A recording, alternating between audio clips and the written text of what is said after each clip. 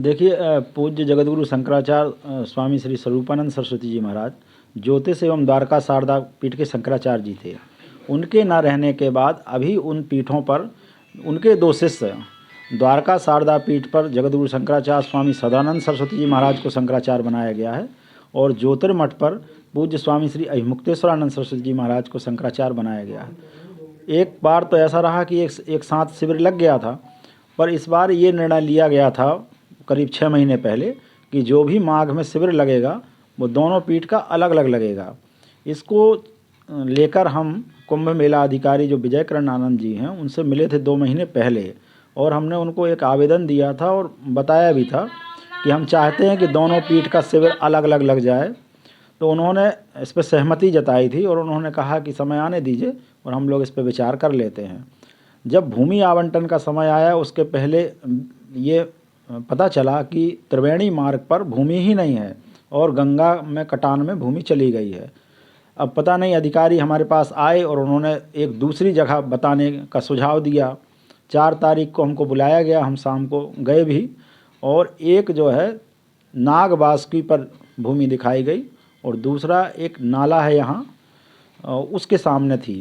तो हमने उनसे कहा कि ये शंकराचार्य जी के अनुकूल नहीं भूमि है, क्योंकि देखिए त्रिवेणी अगर कोई आता है प्रयाग माघ में तो उसके मन में 2 ही विचार होते हैं, एक तो संगम में स्नान करना, दूसरा पूज्य संतों के दर्शन करना और उनके आशीर्वचन सुनना। उसमें शंकराचार्य सर्वप्रथम हैं, वो मेले की शोभा होती है तो सभी लोग शंकराचार्य जी के दर्शन करना चाहता हैं और उनको सुनना चाहते हैं। तो अगर वो नाले के किनारे या नागवास की तरफ रहेंगे तो जो आम जनता को जो उसका लाभ मिलना चाहिए वो कहीं ना कहीं पब्लिक उससे वंचित रह जाएगी। इसलिए त्रिवेणी मार्ग पर ही दोनों पीठों की भूमि और सुविधाएं मांग की गई थी। अब वार्ता चल रही है, देखिए क्या हल निकलता है। अभी तक तो कोई हल ऐसा निकला नहीं है। मेला प्रशासन का ये कहना है महाराज जी कि उन्होंने ज़मीन जितनी परंपरागत तरीके से मिलती रही है उसको उपलब्ध करा दिया है। नहीं, वो तो हमारे पास भी आए थे कल और वो काफ़ी देर बैठे रहे। उन्होंने हमको बताया कि आपकी जो भूमि मिलती रही है वो काट दी। क्या हो रहा है कि जब 175 एक पीठ को दी जाएगी, 175 230, तो आप बताइए कि 150 फुट का जब पंडाल लगाया जाएगा तो 25 फुट जगह में कौन सा शिविर लगेगा। 25 फुट तो ईपी टेंट हो, स्विच कॉटेज होता है, तो एक लाइन से स्विच कॉटेज लग जाएंगे। शंकराचार्य जी कहाँ रहेंगे, उनका आवास ही नहीं बन पा रहा है। ये कहीं ना कहीं उसमें दिक्कत आ रही है।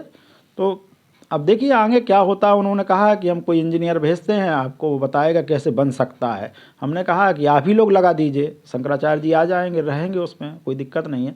हम लोग तो सहयोग की भावना ही रखते हैं, हमारा कोई विचार नहीं है। पर हमने देखा है कहीं ना कहीं प्रशासन प्रत्येक वर्ष मात्र ज्योतिष पीठ और द्वारका शारदा पीठ को लेकर ही विवाद खड़े करता है। हर बार तो ये रहता था कि ज्योतिष पीठ में विवाद है इसलिए हम आपको नहीं देंगे। इस बार तो द्वारका पीठ की बात है। आप समझिए जो निर्विवाद एक अगर मेले में कोई पीठ है तो वो द्वारका पीठ है और उस पर जो शंकराचार्य जी बैठे हैं वो भी निर्विवाद हैं। तो जहाँ विवाद ही ना हो वहाँ तो प्रशासन को खुद सोचना चाहिए कि कुछ बात ही नहीं है। और भूमि कम है, शारदा पीठ की भूमि सालों से 40 बाई 200 मिलती आ रही है। आप बताइए कि 40 बाई 200 होती क्या है, एक पीठ को मिल रही है। तो 40 फुट में कोई शिविर लग ही नहीं सकता है। हमने 200 बाई 200 ही बोला था शारदा पीठ के लिए, कोई ज़्यादा नहीं बोला था, 40,000 स्क्वायर फीट। तो प्रशासन को ये व्यवस्था पहले से कर लेना चाहिए थी और जो दूसरे लोग हैं उनको कहीं ना कहीं विस्थापित ये कर ही रहे हैं, एक संस्था और कर देते तो शंकराचार्य जी को। प्रकरण संज्ञान में है, लेकिन उनका ये कथन गलत है कि जहाँ पे उनको ज़मीन मिल रही है वहाँ पे उनको ज़मीन नहीं दी जा रही है। मेला प्रशासन द्वारा परंपरागत तरीके से उनकी 5 संस्थाओं को मिलाकर के त्रिवेणी मार्ग पे उत्तरी पटरी पे उनको ज़मीन दी जाती है। जितना हर साल ज़मीन दिया जाता है उतनी ज़मीन उनको इस बार भी दी गई है। उनका ये मांग है कि द्वारका शारदा पीठ के नाम से जो ज़मीन है उसको वहीं पे 200 बाई 200 का क्षेत्रफल बढ़ाया जाए। हमारे रिकॉर्ड के अनुसार परंपरा अनुसार उनको 40 बाई 160 की ज़मीन मिलती है, हम लोग वो दे रहे हैं। उनकी 5 संस्थाओं को मिलाकर के जितनी टोटल ज़मीन होनी चाहिए मेला प्रशासन उपलब्ध करा रहा है। अब उनकी ये मांग है कि उसी जगह पे ज़मीन बढ़ाई जाए।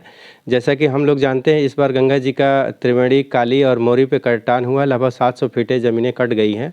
तो उसी जगह पे उनकी पूरी ज़मीन की मांग की जा रही है, वो अभी उपलब्ध नहीं हो पा रहा है। उनसे लगातार हम लोगों की वार्ता चल रही है। ये आप लोगों की जो वार्ता चल रही है उसमें क्या बातें अभी तक निकल के आई हैं, क्योंकि सीधे तौर पर उन्होंने कहा कि मेले का हम बहिष्कार करेंगे, नहीं आएंगे, तो इसको लेकर के क्या पहल की? महाराज जी से मेला प्रशासन का अनुरोध रहेगा कि वो मेला में हर बार जैसे आते हैं मेला की वो शोभा है वो आए, मेला उनका स्वागत करता है।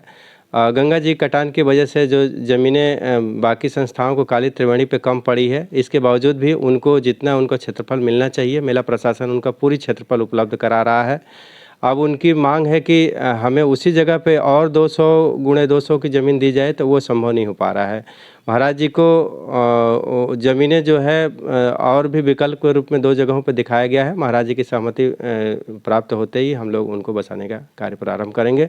मेला की तरफ से कोई महाराज जी के लिए असुविधा नहीं होगी। हम लोग उनके सभी श्रद्धालु जो उनसे जुड़े हुए हैं उनको स्वागत करने के लिए तैयार हैं।